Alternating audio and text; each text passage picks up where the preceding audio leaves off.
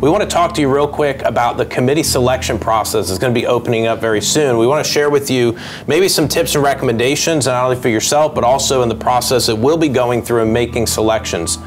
Number one, I want to kind of lead off with the idea of some words that you've heard me talk about, you're going to continue to hear, which are character, competency, courage, and commitment. So as you're thinking about where it is you're going to serve in Florida Realtors, I want to make sure that you embody those 4 C's in your selection process, because it's going to be really important to our ability to make sure we help you get into the right position to serve in the best way possible. Chuck, why don't you share a little bit about timelines and what's going to happen over the next, I guess, few months, really. So March 1st is when the committee selection opens, and May 15th is when it closes. So you have March to May of 2024, so you got a few months. But, you know, I'm thinking this is probably one of the best times of the year, Tim, where the members get fully engaged with where they want to serve the organization for the following year. So let's talk about a couple of maybe tips and recommendations for you.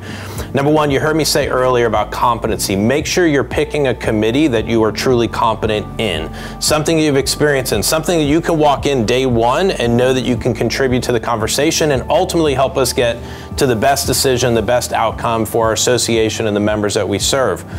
Number two is be willing to walk in the room and have courage. Be willing to speak up and use your voice. We are not looking for people to just serve on committees to fill up their resume or to be in the committees that you think are the most important. And then Chuck, maybe talk a little bit about maybe the tiering of the committees as well, and making sure you're making the right selections for yourself so that we can help make sure we get you into the right position for effectiveness.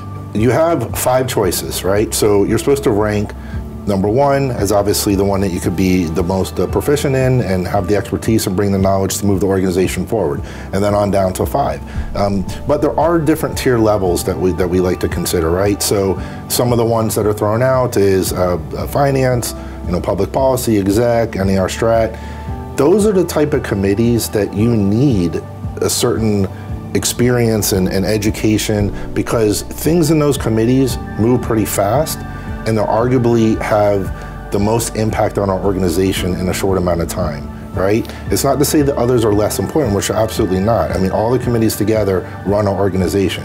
However, to Tim's point is, you have to be knowledgeable in what you're talking about, right? You have to be prepared. We want you to understand that with all the people that are applying for these committees, sometimes it really is a difficult decision and process to say who is ultimately going to be able to fill those seats. There's not enough seats in every committee for everyone. So be very intentional about what you pick, where your expertise lies, and how you rank them. And then we'll do the best we can to make sure we get you in the best committee to ultimately accomplish the goals and mission of the organization. The accessibility part, right? How do you get noticed? How do we know that you'd serve other than just seeing your name and some words on a paper, right? So look, we pride ourselves on being accessible, so call us, text us, email us anytime.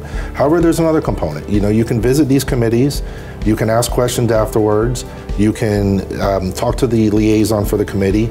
Those are all good resources for you to possibly move into those areas. And then the accountability part comes in where, hey, we were elected to do you know, the work for Florida Realtors first and foremost. So the accountability part comes in where we have to make these selections. And unfortunately, we can't fill every seat with every appointment that everyone applies for. So let's say this. Number one, thank you for your willingness to serve. Number two, please make sure you're paying attention to the email that's coming out so that you can apply for the committee. Number three, make sure you're ranking those committee selections in the best way possible, being very mindful of the tiers that exist and which committees you're really willing, ready, and able to step in on day one and be a leader within. You are a very vital part of our leadership team and this entire leadership of the organization.